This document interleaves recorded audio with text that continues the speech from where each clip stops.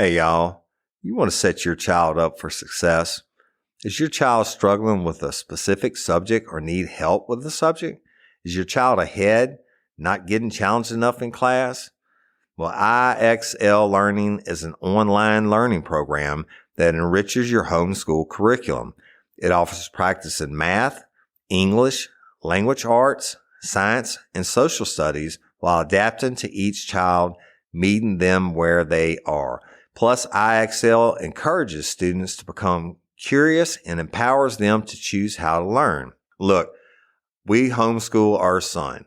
No doubt about it. He's more of a visual learner, and we use IXL, and Cindy teaches him, and there are so many different benefits to the program. It adapts to exactly what he needs in different areas. So IXL is the perfect supplement to your homeschool curriculum. IXL offers interactive practice problems, educational games, lessons, and video tutorials for every topic you're teaching at home. It's easy to use, time-saving. Everything on IXL is organized by grade, subject, topic, and subtopic, making it simple to find activities for the exact skills you're covering. IXL offers instant feedback and explanations of new topics as kids use the program. Kids can explore any topic in any grade level. They aren't forced into a single learning path like they are on other programs. If you're homeschooling your child because they were falling behind or because they were too far ahead like our son, IXL is a great program to help them get the exact support they need. Kids love IXL's positive feedback awards and educational games. IXL is trusted by 15 million students worldwide and has proven to improve performance in over 75 scientific research studies. Make an impact on your child's learning. Get IXL now. And Real Life, Real Crime listeners can get an exclusive 20% off IXL membership when they sign up today at IXL.com/today. Visit IXL.com/today to get the most effective learning program out there at the best price. And don't forget, Real Life, Real Crime listeners get 20% off. Y'all, we really do use this product, and it's been a godsend. Listen to that. Nothing beats a vinyl. Some technology just stands the test of time. Our technology not only brings the cool, it also brings the heat. At Mitsubishi Electric, we've been mastering and innovating heat pump technology since 1970. EcoDan, continued innovation in heating for home and business. Mitsubishi Electric, changes for the better.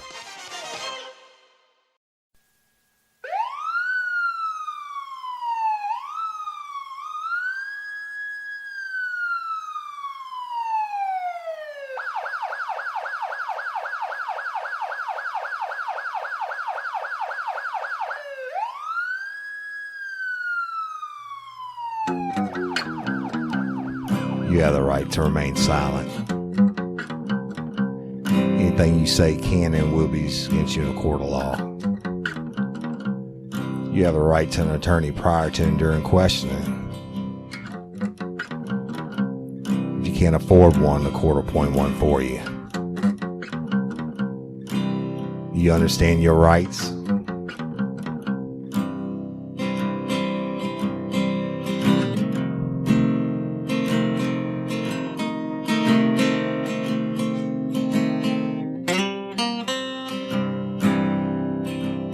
Warning. Each episode of Real Life, Real Crime, the podcast, will contain descriptions of acts of violence or of a sexual nature and are for people that are 18 years or older. Heed my warning, people. I do not get the facts of these cases off the internet or from some television show. These facts I'm retelling were presented to me by the victims of the crime or the perpetrators who committed the crimes. My descriptions of the crime scenes are what I saw with my own two eyes. If you are going to get offended, turn this podcast off now. Thank you.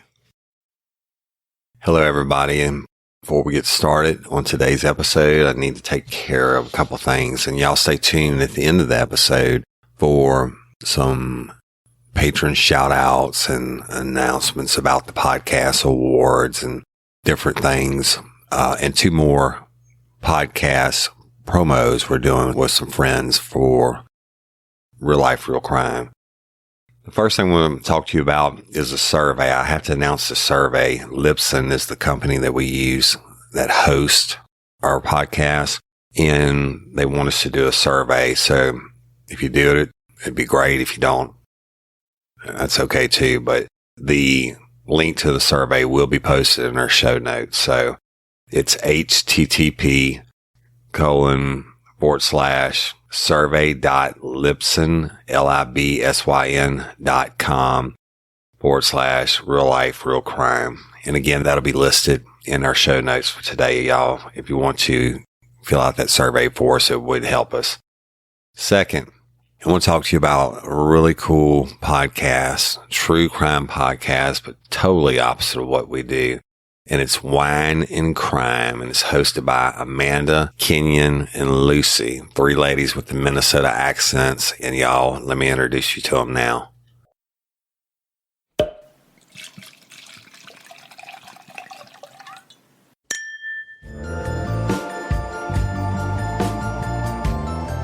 Hey, true crime fans. Have you listened to Wine and Crime yet? We're a true crime comedy podcast hosted by 3 childhood friends who chug wine, chat true crime, and unleash our worst Minnesotan accents. Each week, us gals pick a true crime topic and pair it with a delicious wine before delving into the background and psychology behind the crime. Then we share and speculate wildly about a couple of bonkers cases related to the topic. Past episodes include necrophilia, cults, crimes of passion, cruise ship disappearances, exorcisms gone wrong, all this over a bottle of wine, or, let's be real, 3.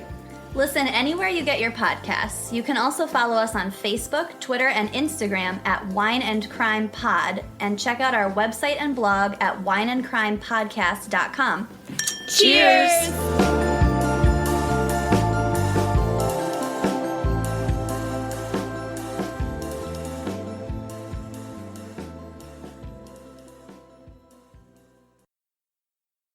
And there you have it, Wine and Crime. And these ladies are selling out concert halls all across America.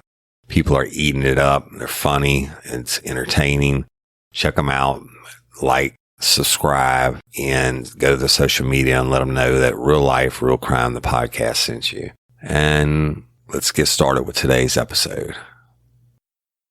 Hello, everybody, and welcome to this episode of Real Life, Real Crime, the podcast. As always, I'm your host, Woody Overton. And today, we're going to be continuing the series, at least 2 parts. We'll just have to see how long it goes, but it is on state ground. And I have with me my brother from another mother, Jim, the Hitman Raffman. Thank you for having me back.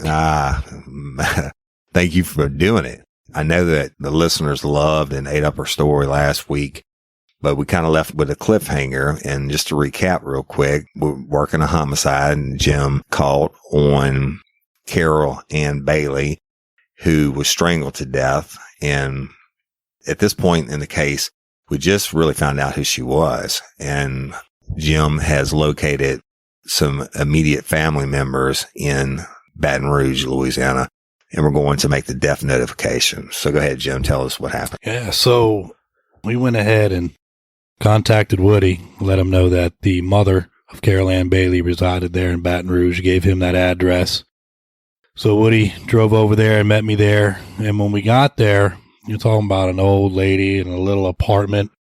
It was real small. Like a 1-bedroom. And kind of in the, right on the borderline of the hood off of Boulevard to Province. Baton Rouge. It's straight hood now. But at the time it was transitioning, kind of a poor area. And we got there. It was an older apartment complex, and she was on the first floor. And we knock on the door, and you tell them what happened, Jim. So we went ahead and knocked on the door, and she invited us in. She was a real sweet lady. Real sweet lady. And you know that you're about to deliver them the worst news of their lives.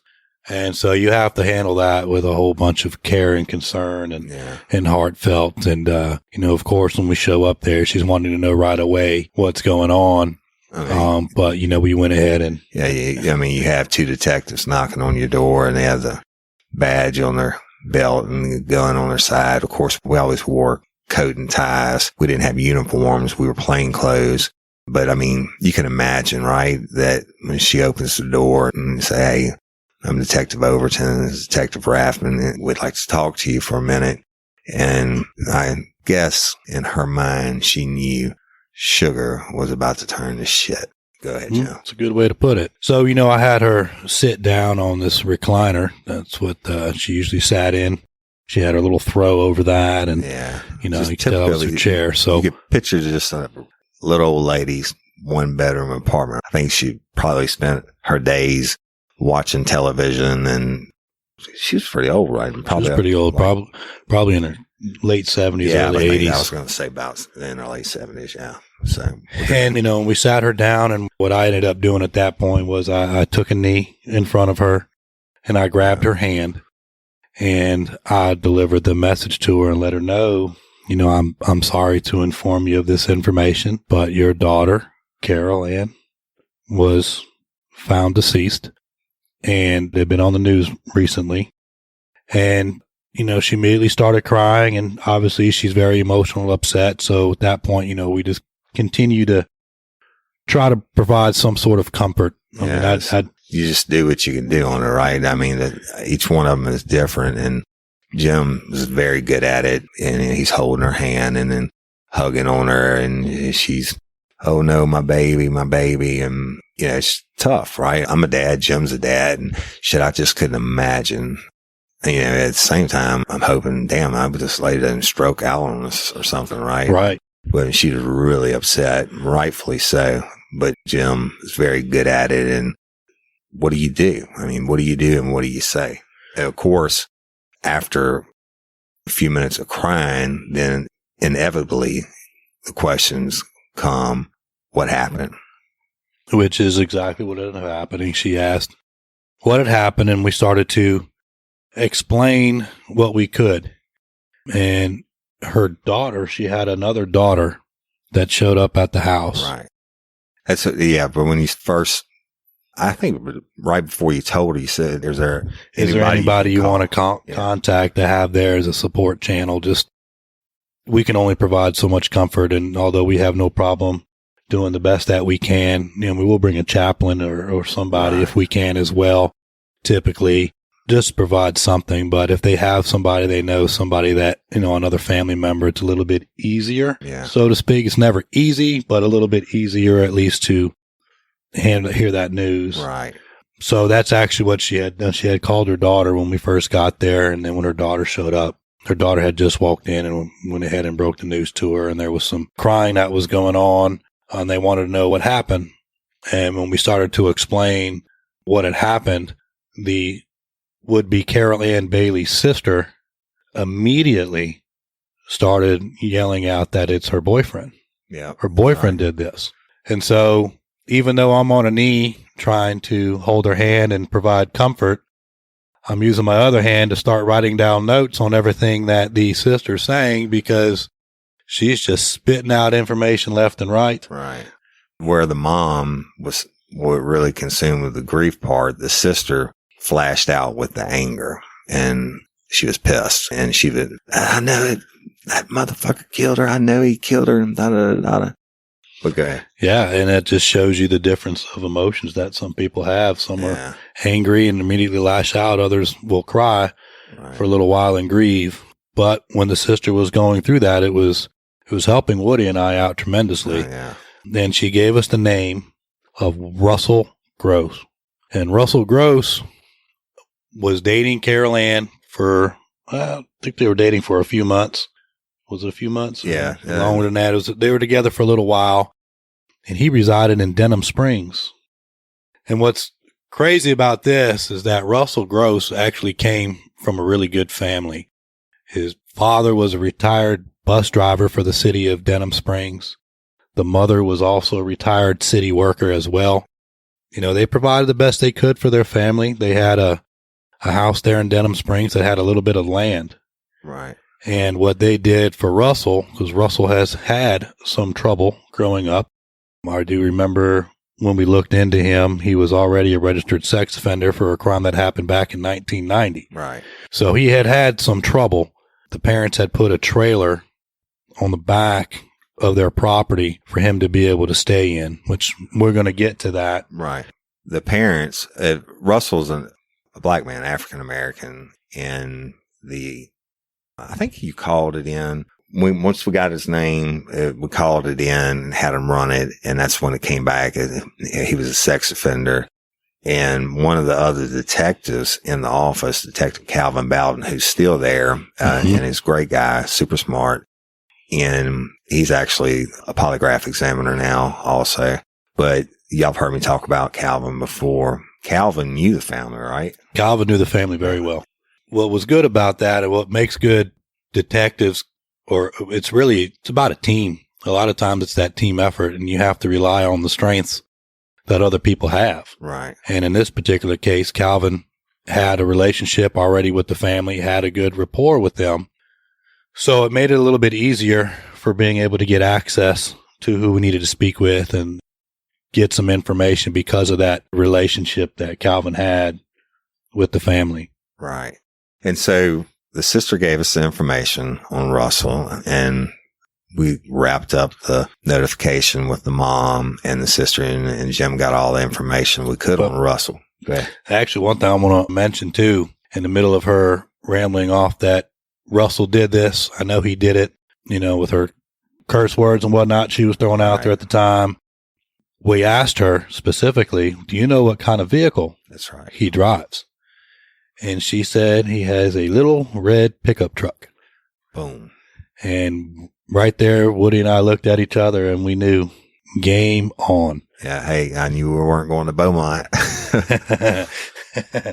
So we finished up the death notification, and now it's time to really get into it. Yeah. So we drove back to Livingston Parish, contacted Calvin, Stan Carpenter, and we got our little team of detectives together.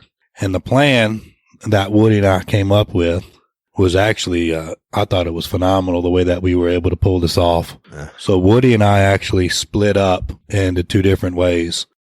So I actually went to the residence first. Of course, Calvin was there with us. Right. You want to? Yeah, Calvin and you went, and I think Calvin actually rode on the bus for years or whatever with the dad. With the dad. And that's how you knew him. And so, he knew him since he was a little boy, right? And Calvin goes over and makes an introduction and He did. got some base information that Russell had a roommate. Yeah, so Calvin went over there and was talking with the father. It was determined that Russell was staying in that trailer behind the house and had a roommate. Also, Calvin was able to determine that Russell was not currently there at the moment when Calvin was talking with the father. He was going to be on his way back from work. That's right. And would be home shortly. So Calvin actually left the property to wait for Russell to pull in. And then at that particular time, I showed up at the scene, made contact with Russell. A group of us did actually, and asked him to come back to the detective's office, so we can question him on what was going on, which he agreed to. And his parents had confirmed also, not only did he have a roommate, but Carol Ann Bailey was living with him at that residence. So we got that confirmed. It wasn't just the sister's word. I think the parents said they hadn't seen her since like Friday or something like that. I don't remember. It had been a couple of days. It had been a few days. They hadn't seen her. So the plan was to have Russell come back with me and another detective. I don't know if it was Chuck Watts or who was with me at Probably that Chuck. time. Chuck's all about a homicide. He had to be So, yeah, he was. Homicide Chuck. Homicide Chuck. He loved to work a homicide. But the plan was to get Russell back to the detective's office. What was also critically important in this was the roommate. So we waited till we got a few minutes down the road. I then contacted Woody and just let him know about where we were so they would be able to go onto the property and pick up the roommate. Right. to bring to the detective's office as well. Right. That way, Russell did not know that the roommate was there. Yeah, and like you said, this was pre-planned, and we didn't want them to have a chance to get any story straight. We didn't know if the roommate was in on it, or even if Russell did it at this point. But the strategy was to, first of all, not have Russell be comfortable in his own environment inside his house to question him, right? Get him on to our turf. And so Jim did that, and I went and made contact with the roommate and introduced myself and just asked him, did he know Carol Ann Bailey? He said, yes, she lives here. And I asked him when was the last time he'd seen her. And he told me it had been a couple of days. So I asked him to come on in if he didn't mind and talking to us about the case. And remember, at this point, really, we didn't know who did it. And I brought him in to the sheriff's office. So we get up to the detective's office, and we have different interviewing rooms. And so we had Russell in one of the interviewing rooms, and then we brought in the roommate who was at a separate room there. So at no time were they able to talk to each other or even be able to see each other for that matter. They didn't know the other one was there. So we ended up first going in with Russell and asking him the basic questions. Was Carol Ann living with you? When was the last time you've seen her? Were you with her, particularly that evening of May 31st? And everything he got was denial. And it was, I hadn't seen her. I wasn't with her. I was at work. Right.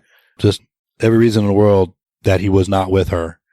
But then we went and talked to the roommate, which had a completely different story. The roommate confirmed that she was actually there that evening and that they had been arguing for several hours. Right. So that immediately conflicted with what Russell Gross was telling us. Yeah, so he straight up lied, which is self-preservation, right? He doesn't know what we have or don't have. So he's going to deny. And now it's classic work, lock him into his statement. And then we go to the roommate and he's like, no, she was there.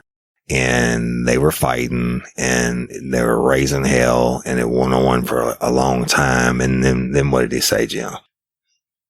At that particular point, he ended up saying that the argument stopped. He didn't hear any more noise. It was quiet. He didn't hear any more noise. It just got very quiet, and that he actually thought they went to sleep. So he tried to go to sleep himself. And we're talking about a single wide trailer, y'all, with a couple bedrooms in it. It's not that large of a residence. It's basically a bedroom on the left side, a bedroom on the right side of the trailer with a common living space that you consider the living room. Right. So you could see the opposite side by just looking out your door. Right. And he heard them arguing for hours, and then it just got silent and stayed like that for a couple of hours. Right. So and then he saw at early morning hours, like several hours after the fighting had stopped. So he had said that the argument and whatnot stopped about 10:30, 11 o'clock, right, somewhere in through there. And he said it was approximately 1:45, 2 o'clock in the morning, somewhere there. He wasn't 100% sure on the time, but it was definitely by 1:30, 1:45, somewhere in through there. He saw Russell Gross carry Carol Ann in his arms out of the trailer and put her inside the truck, in the cabin of the truck. And he was like, what the fuck? Yeah. He didn't know. He didn't come out straight out and say that she was dead at that point, but he knew shit wasn't right. So Russell Gross then drove off in his truck to return a short time later. So the drive distance returns by himself, and the drive distance from that residence to Buddy Ellis Road, where the body was found, is probably about 10 minutes max. 10 minutes max. So it's not really that far out of the way.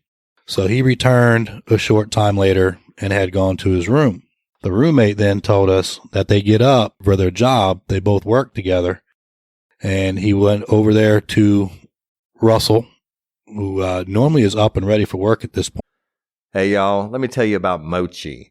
Mochi is a telehealth platform that connects patients seeking medication-based weight loss treatment with board-certified doctors and dietitians to help them determine the best treatment options to accomplish that goal. Mochi's program is completely virtual, meaning you can access their services anywhere in the United States and you will be meeting with their team online. You deserve doctors that listen. Mochi is dedicated to providing holistic, patient-centered care that prioritizes overall well-being with the goal of transforming how weight management is approached. Mochi Health takes a holistic approach to weight loss that includes visit with board-certified doctors, nutrition consultations, and medications delivered to your door. Science-backed medications including GLP-1s like Ozempic and generic compound versions, affordable and accessible regardless of insurance coverage. With Mochi, their dietitians work hand in hand with your medication to create personalized nutrition plans that fit your lifestyle. Reach your weight loss goals with science-backed, FDA-approved GLP-1 medications and support from real doctors and guidance from registered dietitians and help with making easy and sustainable changes to achieve results. Y'all have seen this. My wife has done it. My brother-in-law has done it. One of my best friends is doing it, and it really is an amazing process that works. So get started at joinmochi.com and use code RLRC to receive $40 off. That's joinmochi.com and use code RLRC to receive $40 off and let Mochi help change your life. Hey ladies, are you feeling overwhelmed by hormonal changes? Well, you're definitely not alone. There are more than 1,000 hormone disruptors living in our environment right now. It's in your food, your water, the air you breathe, the clothes you wear, your skincare products. They all mess with your hormones. Then there's the natural hormone changes your body goes through, premenopause, menopause. And while it's a natural process, it doesn't mean you have to suffer through it. The good news is you don't have to suffer through it anymore because now you have Hormone Harmony, a formula made only with herbal ingredients that are shown to reduce hormonal symptoms in women of all ages. Hormone Harmony is not just a hormone support and supplement. It's become a phenomenon. Women can't stop talking about it on social media. A bottle of Hormone Harmony is sold every 24 seconds. And the biggest benefit? Well, my wife says it makes her feel like her own self again. And that's what women mention over and over in the reviews. And there are over 30,000 reviews for Hormone Harmony. And for a limited time, you can get 15% off your entire first order at happymammoth.com. Just use code RLRC at checkout. That's happymammoth.com and use code RLRC for 15% off today. That's happymammoth.com and use code RLRC. Point. And Russell was just laying there in his bed, and the roommate asked him, like, come on, we got to go to work. And the one thing Russell kept saying is, man, she's gone. Yep, she's gone. She's gone. And he goes, what do you mean she's gone? Man, she's gone. Wouldn't give the specifics as to how she was gone, just that she was gone. Yeah, I mean, and the roommate knew Carol Ann did not leave the residence under her own power. He saw Russell carry her out. And let me tell you this, on both of these guys, these aren't drug dealers or anything like that. Russell had had that trouble some years before, but he wasn't a frequent flyer or anything like that. And he had a job and he worked. I mean, like I said, he came from a good family. I think he was a lot older now and he worked pretty hard. He did. And, his earlier troubles with the sex offender happened, I believe, back in 1990, which the time that this happened, he was probably in his early 40s. I think he was 42 or 43 years old, somewhere in through there. Carol Ann was about 47 or 48 years old, if I remember correctly. So when he kept making his comment to the roommate about she's gone, when he did, the only thing he got a little bit more specific on was he said, man, she left. She gone. And it was the only thing, and he stuck to that. And even when, a day would go by, 2 days would go by, the roommate asked him, where's Carol Ann? I haven't seen her.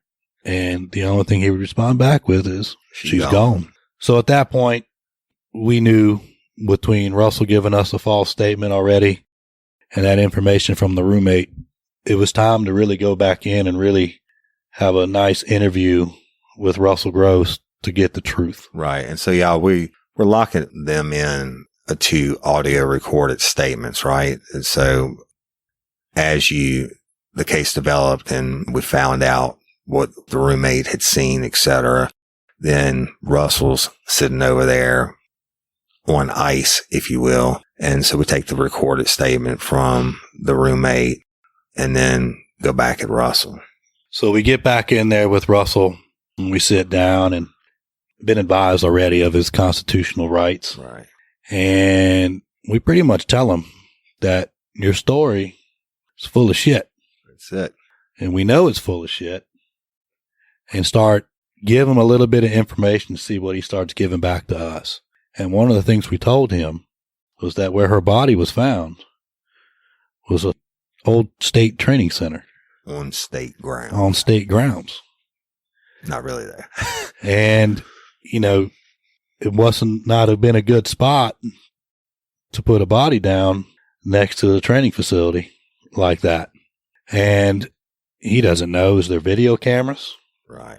What is it that we know that he doesn't know? Right. And we let him know. We know a lot more than what you think, and we know the answers to the questions we're asking you. Right. So you need to start telling us what had happened. And basically, your story is full of holes, doesn't add up. We have evidence way beyond a reasonable doubt that you're involved and you know what happened, and either you are a fucking cold-blooded murderer or shit got out of hand, and you can explain yourself. But if you continue to lie, then we're going to do your ass and you're going to prison for the rest of your life. And so we had a good cop, bad cop situation going on there, if you will. But one of the things we were able to do was that statement we collected from the one lady that was working that ended up catching that additional shift into the night. And we knew the truck. And so we when we had this conversation with Russell, he's either going to be viewed in two ways. He's either going to be viewed as a cold-blooded killer, as Woody just stated, or did it just get out of hand and it wasn't meant to end that way, and it did. Right. And then, and he denies and still denies whatever, but this is over a period of hours, y'all. It's browbeating at its best. And when every time he'd go to deny, I'd get a little more bad cop with him, if you will. Like, you know what? You're full of shit, man. And every time he'd go to deny, I'd cut him off as this. Hey, motherfucker, if you're going to lie to me and insult my intelligence, then it's best you just don't say anything at all, because I might just have to get upset. And he started to see that a little bit. And, you know, I started letting him know, in a way, it was, you know, Russell, we know you didn't just dump her body and take off and run. Yeah, I know you stayed there for a little bit. We know you did. I have a witness. That's all. You know. And, well, we didn't let him know it was the witness right away. We gave him just enough to know that we knew a little bit. Right. So to trigger his memory, we know that you didn't just dump her body and take off. We know that you stayed there for a little bit. What Jim was doing is setting it up, giving him the human out, if you will, right? Going at him from the bad cop angle. I'm tired of him and lying, etc. And Jim is like, you know what? You could have just threw her out in the ditch like a piece of trash, but you didn't do that. You stayed with her for a minute. And not only that, you laid her in the grass gently. And he said, Jim, it was beautiful. And he was like, that just tells me that you love her, man. And it tells me that you love her. At this point, we're doing whatever we have to do to get a confession. And we already have great shit through the roommate statement. We got him lying about it. I mean, roommate sees him carrying her out, etc. But really, now it's about closing the deal. We want to, even if he fucking lies about how he did it or tries to minimize his involvement. Jim just wants him to change his statement back and put himself there. Absolutely. So I was talking to him about you cared. We know that you love her. You laid her down there. You stayed. You didn't just jump into your vehicle and just take off. You stayed there for a little bit. And I was you like, were thinking about something. And I was like, I don't know, Jim. I think that's fucking bullshit. Otherwise, he would just tell us the truth, right? I mean, if he truly cared, I think you're full of shit, Jim. If he truly cared, then he would have just tell us the truth that it was an accident or something. They argued and got out of hand or whatever. But I think this motherfucker is just a killer. Yeah. And Jim's like, no, he took too much care. He loved her. And at this point, I ended up getting a little bit closer to him. And I remember sitting partially on the desk, and I put my hand on his shoulder. Yeah. And I told him, and I reiterated again, you could have just dumped her and took off. You didn't have a care in the world, but that's not what you did. There's a story here.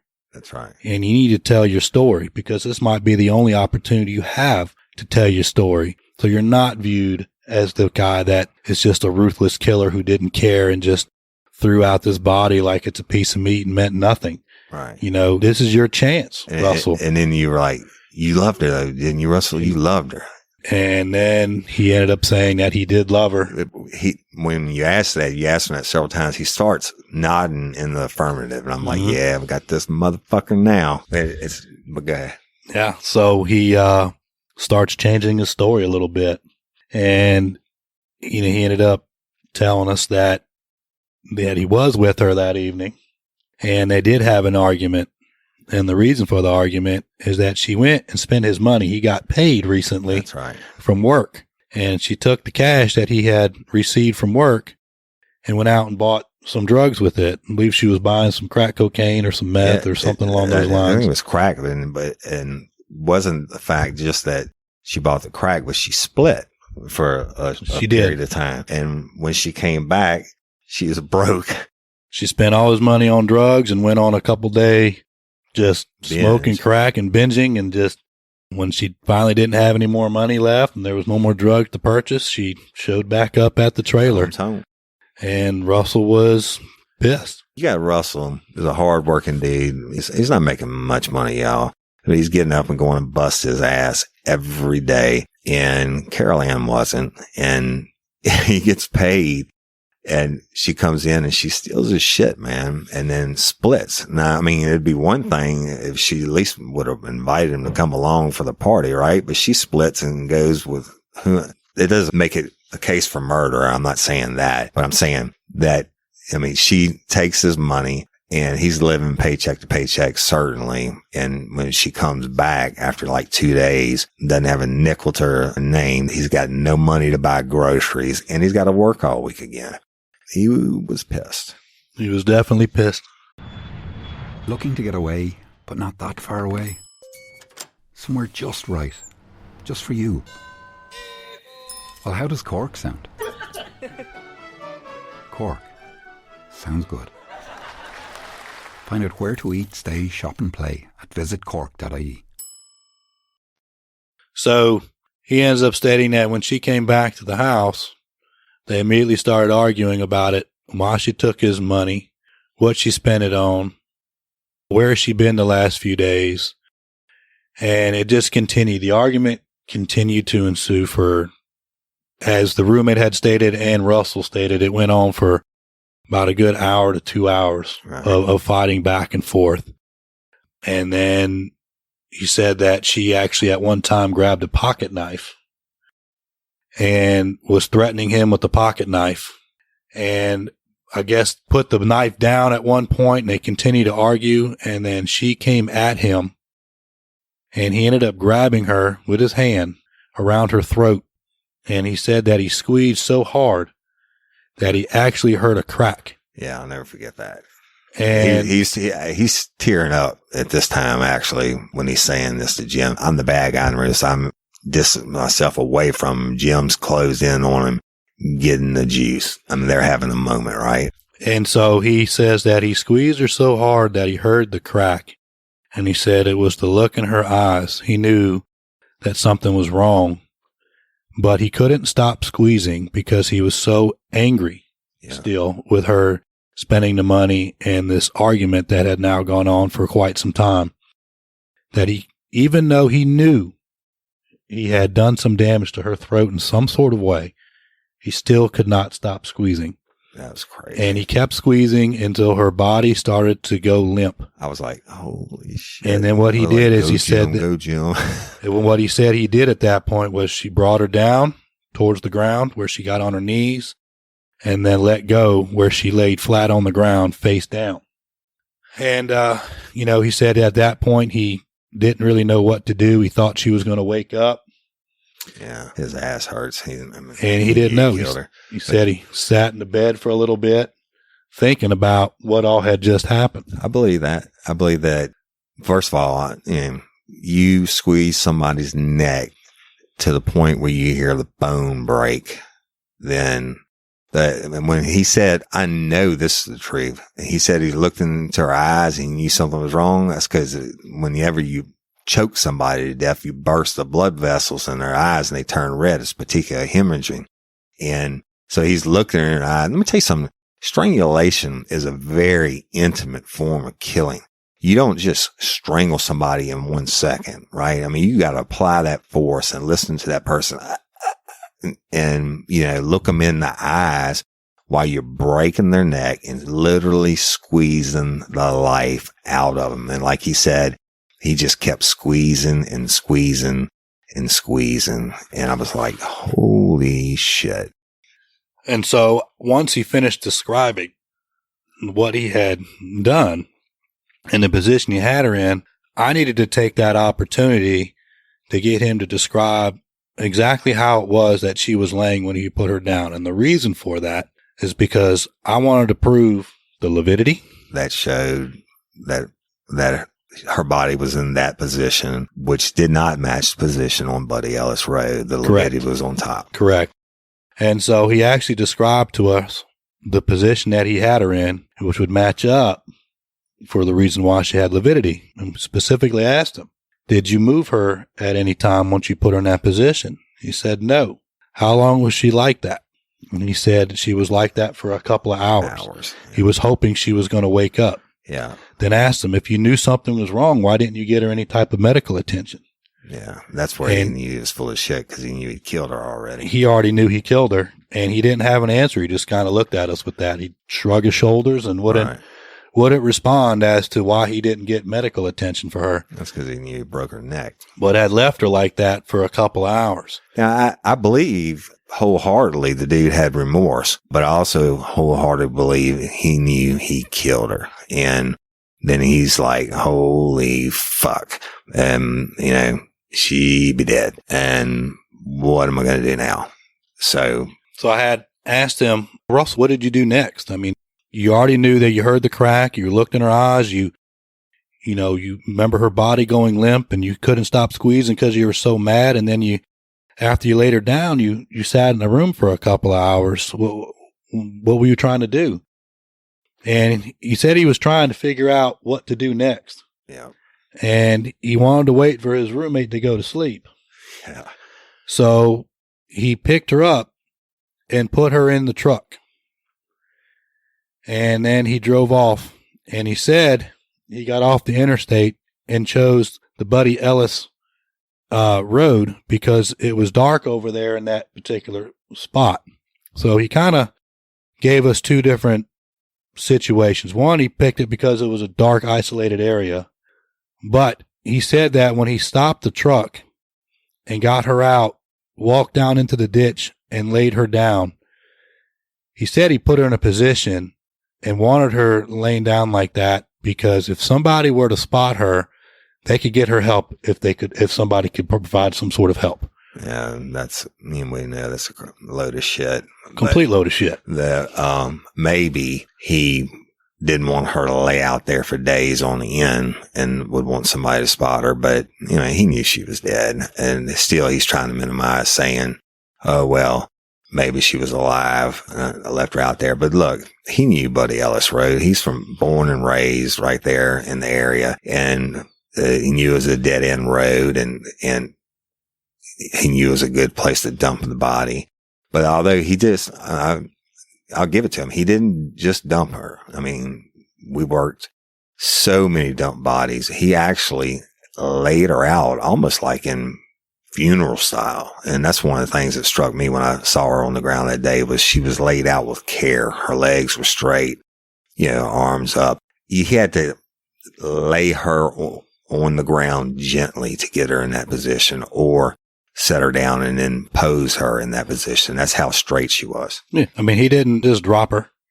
He definitely had to have squatted down at some point and laid her down gently on state ground. And he said too that he stood over her for a little bit, which matches with that statement we had where the lady had observed the red truck and somebody standing there in the ditch for a minute before they left. He said that he stood over her for a minute, telling her that he loved her and that he didn't mean for this to happen. Yeah. But that he loved her. I believe that's probably true. And after he said his goodbye message to her, he then got in his truck and drove to the end of the road, which is a question I asked him as well. When you got in your truck, which direction did you go or what did you do? And he said he drove down because he thought Buddy Ellis Road would actually continue. He didn't know that it actually would dead end right there. Right. So he drove to the end, realized it was a dead end, turned around. No pun intended. And then drove out of Buddy Ellis Road over there to Walker South Road, where he continued his way back to Denham Springs. Yeah. So that's it. We got him. And Jim absolutely got the juice, if you will. That's what we call it. And we went back and make sure the roommate, we had him locked in and everything. And we took a really good recorded statement and made Russell repeat everything again. And then we actually took him back to the residence with us. So we did. So for Woody and I, when you're looking at this case overall, he's trying to say he didn't mean for this to happen. It was an accident. But when you look at the whole thing, I mean, he knew that he took her life, but never once provided any kind of medical help for her. Right. And then went and tried to dispose of her body. Right. Instead of getting her medical help as well. So now he thought about that for a few hours of what to do before he drove over there and laid her out, and then never called for any help for her, never reported her missing. Right. Even anything at all. Even after, he knew there was a body found and all that. He didn't even say. That's murder. Yeah, exactly. He didn't say, claim it or say it was an accident or whatever. I mean, he strangled the shit out of her. He did. And so it wasn't one of those situations where you can sit there and claim self-defense or hopefully get a manslaughter or something like that. Right. That's murder. Well, that's straight up murder. But one of the good things we did on taking him back to the residence, we got him to sign a voluntary consent for us to go in and bring us in to the bedroom. And guess what wasn't in the bedroom where they were arguing the whole time? There was no pocket knife. No pocket knife to be found. No knife to be found. So we had him on that, and it was slowly sucking away his self-defense. And, there were still some more investigative things for Woody and I to do. When we were inside the residence there, was collecting the evidence out of the residence where he laid her down, where there's some blood on the carpet, exactly right. His truck. That's all part of the crime scene as well, because when we had his vehicle impounded, and the crime scene went through it, they did find some of her hair in there, which wouldn't be unusual, but they also found some blood droppings in there as well. And like on little Caitlin Adele's case, when Mark Lewis moved her body, they had the blood and some hairs, but they were on the lower end. Like, he set her down in the seat. I mean, she wasn't sitting straight up. And so the vehicle was processed, and then that blood and hair, of course, was DNA matched to her. When you choke somebody to death, that dried blood that Jim first saw when he got on the scene, you are going to almost always have some bleeding from the top of the throat where the blood vessels burst out like that. And that's what it was. So that was on the floor, and it was in the vehicle, and which just locks up the theory and his statements that, I choked the shit out of her and left her on the floor, which matches the lividity from when she was found, and then transporter in the vehicle. We have the witness see the vehicle. And then the one more piece to this puzzle. Remember, she had that defensive wound. That's right. On her hand where she had that fingernail that was pulled back. So we actually checked on Russell on his body for any type of scratch defensive wounds. And what did we find, Woody? Scratches. Found some scratches. So we got photos of that. Yeah. It was on her right hand. It was found on the left side of his body. Right. And hey, y'all, let me tell you about Gobble. All Gobble meal kits are pre-prepped. That means less work for you and less waste in your kitchen. Their meal kits include everything you need so you can save time at the store or just skip that trip entirely. I got the box in and I had 3 different meals. I had a Kung Pao chicken, crispy fish tacos, and a beef bourguignon, however you say it. But let me tell you about the classic beef bourguignon. Look, it came with beef pot roast and a beef broth concentrate, red wine demi-glace, cremini mushrooms, cipollone onions, mashed potatoes, baby carrots, and rosemary thyme butter. It was so easy to make. Literally like 15 minutes it took Cindy. And let me tell you something, and all the dishes were fire, but this thing was like a taste explosion in my mouth. It's just unreal. We've got to spend more time together and more time doing the things we love because everything came in this one single box right to my door. So see what a difference Gobble will make for your household. Right now, they're offering my listeners a fantastic limited time deal. You get $120 off across 4 boxes plus free shipping and free cookies. And let me tell you, those cookies, I ate one that was sin-baked and it was delicious. Go to gobble.com/real life. That's GOBBLE.com/real life for $120 off your first 4 boxes. This offer is not available on the home site, so don't miss out. This is genius. It's taste explosions in your mouth like you never had. Spark something uncommon this holiday with just the right gift from Uncommon Goods. The busy holiday season is here, and Uncommon Goods makes it less stressful with incredible hand-picked gifts for everyone on your list, all in one spot. Gifts to spark joy, wonder, delight, and that's exactly what I wanted feeling. Hey, y'all, I ordered a super cool piece. It's a candle with a sculpture of LSU's Tiger Stadium on top of it. And each officially licensed laser cut wooden replica features up to 4 layers of detail, creating a bird's eye view of a specific football field, seating section, and more. And every label includes your stadium's name, the team's logo, and school location. And it has a coconut, soy, vegan wax infused with sandalwood smell that creates tailgates and touchdown scent profile, reminiscent of game day. It's invigorating like fresh cut grass and nostalgic like smoke from a pre-game grill, and calming like the crisp autumn air of a new semester on campus.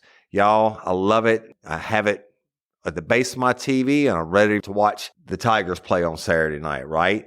Uncommon Goods. Look, when you shop at Uncommon Goods, you're supporting artists and small independent businesses. And many of their handcrafted products are made in small batches. So shop now before they sell out this holiday season. Uncommon Goods looks for products that are high quality, unique, and often handmade or made in the U.S. They have the most meaningful, out of the ordinary gifts anywhere. They even have gifts you can personalize. From holiday hosts and hostess gift to the coolest finds for kids to hits for everyone from the book lovers to diehard sports fans. Uncommon Goods has something for everyone, not the same old selections you can just find anywhere. And with every purchase you make at Uncommon Goods, they give $1 to a nonprofit partner of your choice. They've donated more than $3 million to date. So to get 15% off your next gift, go to uncommongoods.com/RLRC. That's uncommongoods.com/RLRC for 15% off. Don't miss out on this limited time offer. Uncommon Goods, we're all out of the ordinary. He was cooperating with it, y'all. We didn't have to get search warrants or anything for it. He did it all freely and voluntarily after being advised of his Miranda rights, and he could stop at any time. But he's, at this point, I think he was trying to still hold on that he would have some hope of a self-defense theory. But what he didn't realize was everything we were gathering was making that null and void. So after we finished our investigation at the house and had him in handcuffs, we went to go book him into jail on a murder charge. The news media was there. Yeah. At that point, as we walked him into the jail. Good old-fashioned perp walk. The perp walk. Yeah. And Mr. Russell, did you kill her? And then the reporters lined up, right? And you get to march them through. And yeah, march him through. And he makes a statement that he didn't mean to kill her. Of course, he might have been told ahead of time the media is going to be there. And they're going to ask you, did you do it? And you need to tell them what you told us. It was an accident and that you love her, etc. Right? And of course, he did it. Exactly what he did. Hook, line, and sinker. And y'all heard me use that tactic before and just go so far. So when later on, naturally, when defense attorneys get involved and they try to suppress the confession and all that stuff, well, you know what? He told the media, suck on it. So he was booked into jail for murder. And eventually, as the case went to trial, he was convicted. Yep. And is serving life in prison. Yep. For the murder of Carol Ann Bailey. And the disposal of her body on state ground. So it was a really good case. Jim did a hell of a job. And sad, always sad domestic violence. And I don't care if she spent this whole year's worth of money. It's not worth getting choked to death. I know I'd rather catch a bullet or a knife or whatever than have somebody choke me to death. And it's just a bad way to go. And I feel bad for her. And that sweet mom that she had, she's probably not even living anymore. And the sisters, I mean, these victims, no matter what lifestyle they lead, they all have family members. They all have somebody that loves them. And it's always sad, no matter who it is. And even if you're a shitty person, then nobody deserves to be choked out like that. Definitely not. So it was a good case, dude, and I appreciate you coming on and sharing it with us. And my pleasure. Thank you very much for having me. Yeah, well, it'll be the first of many, y'all, because Jim and I have lots of really, really good cases. And this is, like I said, my first ever live in-person interview. I did one before with Karen Ortolano over the phone, but Jim and I are going to be doing more cases, and we got some crazy cases. This one, I mean, it's a murder, right? It's, it's not a serial killer or anything like that, but it's a brutal murder, choking somebody to death like that. But we've got some cases. Yeah, we do. That you can't make this shit up. We'll be bringing to you in the future. And a lot of those are going to be more of a sexual nature. Some of the ones that jumped in my mind. We won't get into that today. But my brother from another mother, I appreciate you, y'all, and you're talking or you're listening to a true American hero and just an all around straight up great guy, Jim the Hitman Rapman. I love you, brother. Thank you. Love you too, man. Thank you. And everybody, I appreciate y'all for listening and liking and sharing. And as always, I'm Woody Overton, your host of Real Life, Real Crime, the podcast. And don't let me catch you down on Murder Bayou. Peace. Okay, y'all. I want to give some shout outs to our patron members. And y'all, I really appreciate each and every one of you. Can't read all of you today, but I'm going to try to read maybe half, and we'll do the other half of the list next week. And this is your monthly shout out on Patreon. It's just one of the ways that I can show how much I appreciate you. But let's see. I want to start with our newest patron members, and that's Miss Sue Switzer. Miss Sue, I really do appreciate you. And I thank you for being a patron member. You're awesome. And certainly it helps. So thank you.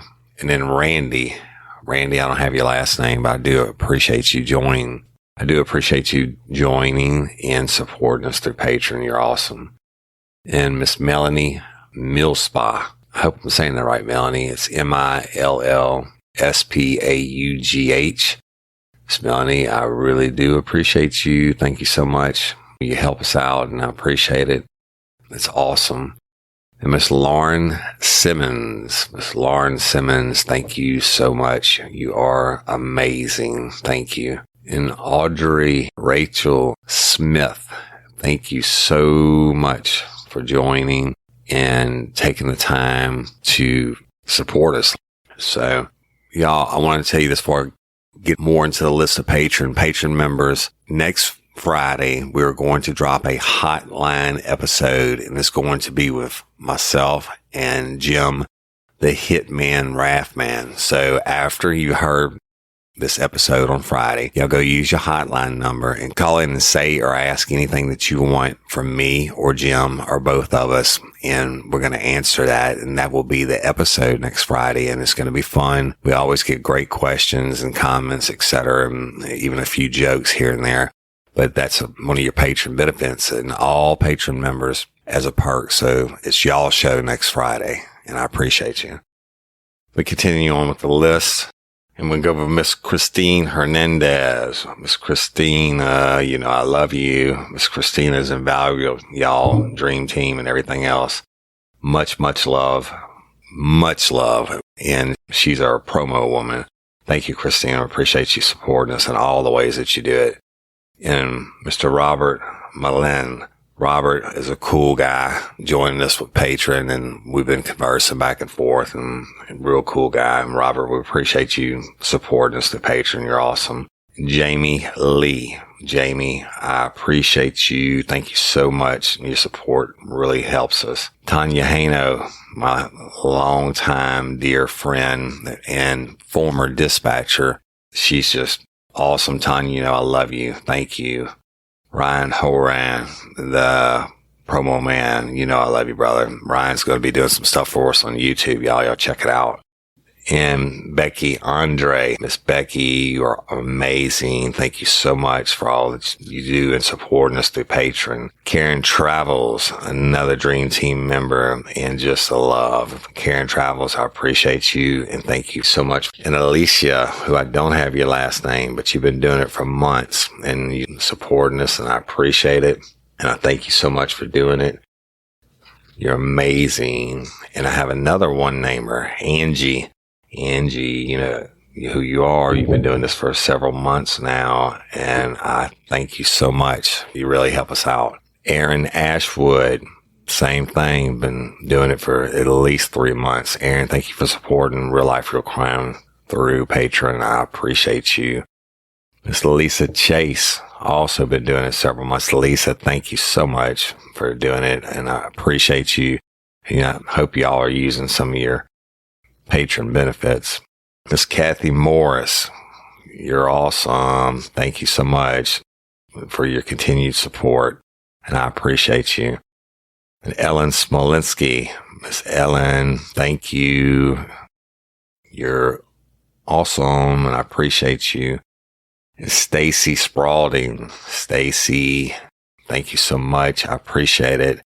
You're a vital part of what we do. And Emma Flavel. Miss Emma's been doing it for a long time. Miss Emma, we thank you for being one of our original patron members. And Miss Tina Benton, who I worked with for many years and is a retired law enforcement professional. She's one awesome lady. And Miss Tina, I haven't picked up those peppers yet, but thank you for them. And thank you for being a patron member. You are amazing. Rosa Ortega, Miss Rosa, you've been around the whole time, and I appreciate you, and I thank you so much. Rika Ketchum, our beautiful friend from Arizona, who we met at CrimeCon, one cool lady. Rika, really do appreciate you. Tanita Anthony, Tanita, we love you and appreciate you, and thank you so much for supporting us through the Patreon. Carolyn Pettit. Thank you, Caroline. I'm assuming it's Caroline. So Caroline Pettit, thank you so much. You've been doing it for a long time, and I appreciate you. And maybe the best dog in the world from Dallas, Texas. I know who you are, and you're always active in the groups and making funny comments and stuff like that. And I appreciate you, and I appreciate you supporting us through Patreon and by being interactive, etc. The Firebird, you know I love you, lady, and I appreciate you and all that you do. She's also a Dream Team member and integral part of what we do at Real Life, Real Crime. Brandy Elliott, another long-term, awesome patron member and an awesome group member. She participates almost every day. Brandy, we love you. Thank you. We have Courtney. Again, Courtney, I don't have your last name, sweetie, but I love you and I appreciate you and I thank you for doing it and supporting us. Alex, I don't have your last name, but I appreciate you and I thank you so much. You are awesome and amazing. Tiffany Leggett. Tiffany, thank you so much. I think I did you last week, Tiffany, but I'm doing you again. I love you and I appreciate you. And Tiffany Gongre, Gongre. Tiffany Gongre. I hope I'm saying that right. It might be Gongre. I don't know. I'm not sure. But I love you and I appreciate you. Thank you for supporting us. And Miss Valerie, thank you for being a patron member. You are amazing. Andrea Stoner. Andrea, thank you. I love you. Shayla Bourgeois. Miss Shayla Bourgeois, the good, strong Cajun name. Thank you so much for supporting us, sweetie. I appreciate it. And Meg Mihaly. I guess that's how you say it. Mihaly. Meg, thank you so much. I appreciate you. Really do. And John Laudermill, y'all have heard me talk about him. He was my supervisor in uniform patrol, and then we went on. I think we were probably partners and detectives at some point, but I know we worked a lot of great cases together. And he will be helping me co-host the show in the future. John, love you, bro. Thank you for supporting us through Patreon. And his beautiful bride, Deetra Laudermill. Deetra, thank you, first of all, for putting up with John. And secondly, for supporting us through Patreon. You are truly amazing. And Miss Califia, thank you. You've been around you're an OG patron member, and I appreciate that. And I mean, it really helps us out. Thank you so much. And Rachel Franzen, my dear friend, if you don't have that baby, I don't know what's going to happen, but you're looking beautiful, and we wish you all the best of health and success for you and your family. Thank you. Stacy Henderson. Stacy, I love you and I appreciate you. You're awesome. Thank you. And Jenny Wyatt from the Golden Triangle, my jokester. She is definitely an OG and a Dream Team member and posts in the group every day. Jenny, thank you for everything. I love you. Amy Derrick from 1096 Crime Chicks. Y'all go check them out. They're back up and running. And they just did a Jean-Benet Ramsey update, and they're working on some other stuff. So, Amy, we love you. I appreciate you. Tanya Truel, Blue Line Graphics. Tanya, thank you. And they're the ones that do all of our merch, y'all, all our shirts, etc. Best stuff ever. Thank you, Tanya. Cassie Wallace from Bowling Green, Kentucky, Dream Team member. Funnier in Hell. It has a lot of knowledge when it comes to podcasts, etc. And Cassie, I love you. Lauren Simmons. Lauren, thank you for being a Patreon member. Audrey Rachel Smith, thank you, and I appreciate you. Thank you for doing it. Thank you for listening. Thank you for supporting us. Miss Raven Moran. Miss Raven, I love you, and I appreciate you, and I thank you so much for supporting us through Patreon. And Jessica Kennedy, thank you. We're glad you joined. I see you posting in the groups and stuff, and you're awesome, amazing, and thank you. And Casey Elizabeth, thank you, Casey. I appreciate you for doing it and supporting us. You are amazing. And Miss Ashley Falcon. Miss Ashley, I appreciate you, and I thank you so much for supporting us and joining us through Patreon. To end the list, last and not least, Miss Jen Sawicki. I bet you thought I forgot about you again. And her daughter, and Jen, is from Arizona and a long-time patron member. And we love you and appreciate y'all. We haven't heard anything out of y'all in Arizona in a little bit, but hope you're doing well, Jen, and you truly are a trip. And still need to get together and talk about that case. When you're ready, hit me up. So I'm going to wrap up the Patreon for today. Y'all want to talk about 2 more podcasts real quick. And one of them is Crimes Unlimited by Rachel Bell. Now, let me tell you about Rachel Bell. Okay, so let me tell you about Rachel Bell in Crimes Unlimited. The relatively new podcast with Rachel Bell has like degrees in every type of psychology, and she's a true criminal mind specialist, right? And this lady knows killers, and she knows serial killers, and her mother is instrumental in the field, back with Court TV and Crime TV, etc. And the doctor, Nader, that she first interviewed on her episode about the BTK killer, interviewed the BTK killer over 60 times in prison. So I don't have a promo yet to play for, but I will play for when it comes out. But y'all go check her out, Crimes Unlimited, Rachel Bell, and give it a like and a listen and subscribe and let them know that Real Life, Real Crime, the podcast sent you. And the other podcast I want to tell you about today is Blood, Sweat, and Fear, hosted by Eve Lazarus. Let me introduce you to Eve now. I'm Eve Lazarus, and I'm a reporter and an author based in Vancouver, British Columbia. I host and produce Blood, Sweat and Fear, the story of Inspector Vance. Vance wasn't a police officer, as his title suggests. He was the first forensic scientist to work for a police department in Canada, and certainly the first to carry a badge and a gun. Vance was so good that he was known as the Sherlock Holmes of Canada, and his forensic skills were so advanced that in 1934 there were 7 attempts on his life by criminals afraid to go up against him in court. Each episode follows a different major crime that Vance helped to solve. You can find Blood, Sweat and Fear on Apple, Podbean or your favourite podcatcher.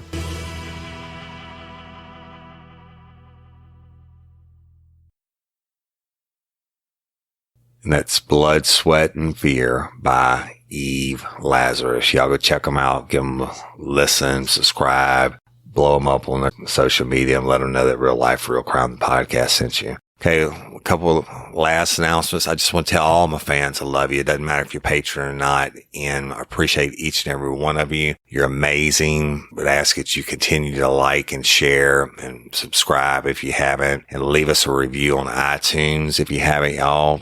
I think we have like 270 reviews on iTunes, and we have just on our private crew page on Facebook, we have over 1,600 members. So just if y'all would go there and give us a review. I don't care if it's 5-star or 1-star. We just want to see some reviews, and I appreciate it. But thank y'all for what you're doing, and I appreciate you. And we have the podcast awards, y'all. It's www.podcastawards.com.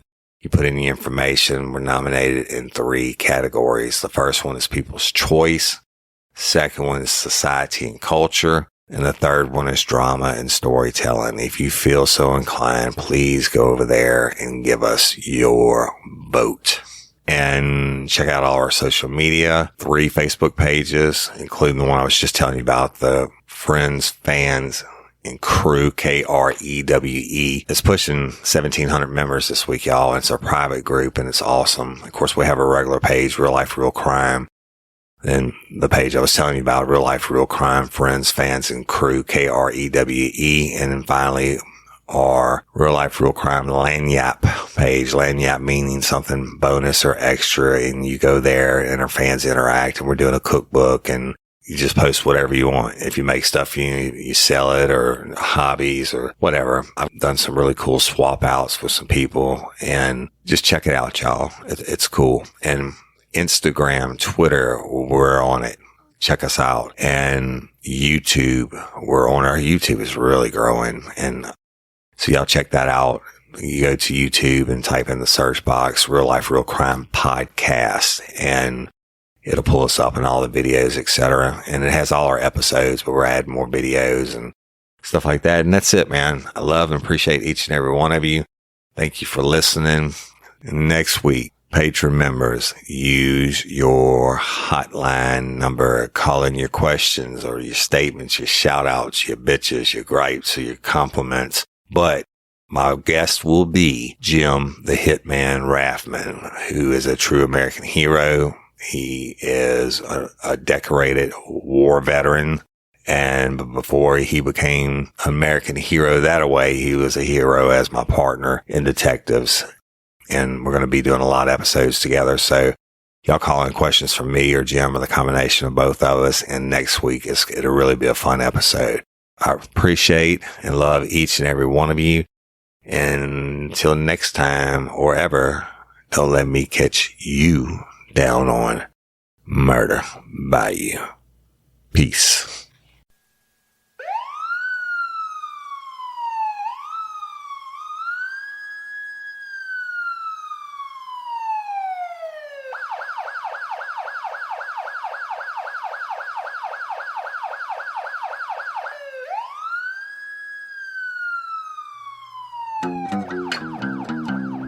You have the right to remain silent.